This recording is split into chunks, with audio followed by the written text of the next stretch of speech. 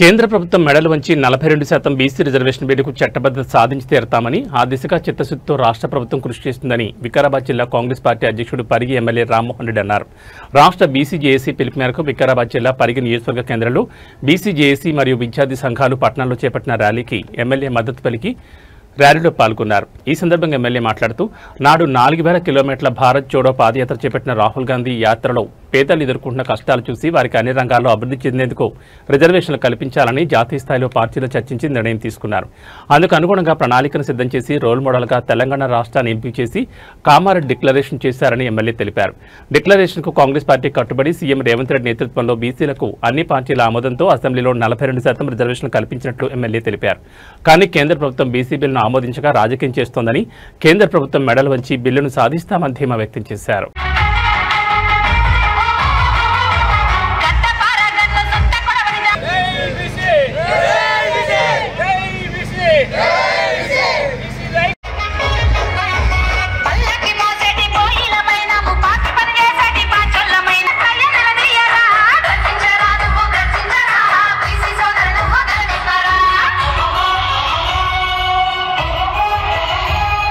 ఐక్య కార్యాచరణ సమితి రాష్ట్ర వ్యాప్త బంధు పిలుపునిచ్చిన సందర్భం లోపల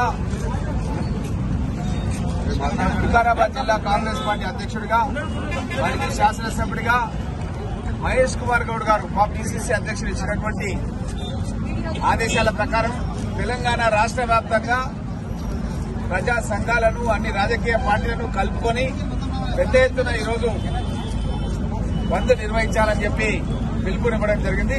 అందులో భాగంగానే పరిగిలో ఉన్నటువంటి ప్రజా సంఘాలు రాజకీయ పార్టీలు అన్ని కలిసి మేము పెద్ద ఎత్తున బంద్ కార్యక్రమంలో పాల్గొంటున్నాం.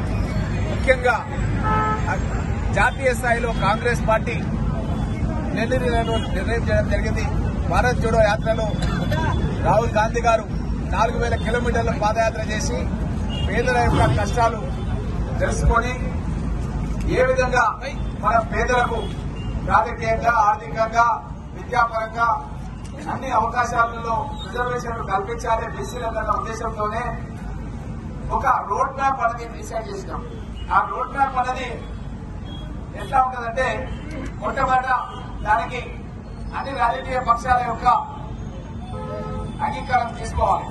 దానికి నుంచే శాసనసభలో మేము దాన్ని తీర్మానం చేసి అన్ని రాజకీయ పక్షాలు ఏకగ్రీవంగా బీసీలకు 42% రిజర్వేషన్లు ఇవ్వాలని చెప్పి మేము నిర్ణయం చేసినాం చట్టసభలో. దానికి అన్ని రాజకీయ పార్టీలు కూడా సపోర్ట్ చేసినాయి.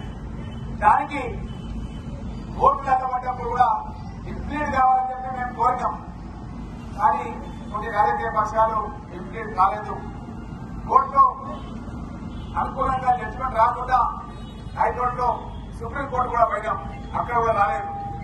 కానీ ఇంతటితో మేము వదిలిపెట్టడం లేదు. ఇది పార్లమెంట్ లో పెట్టాలి, తప్పకుండా దీన్ని చట్టం తయారు చేయాలి.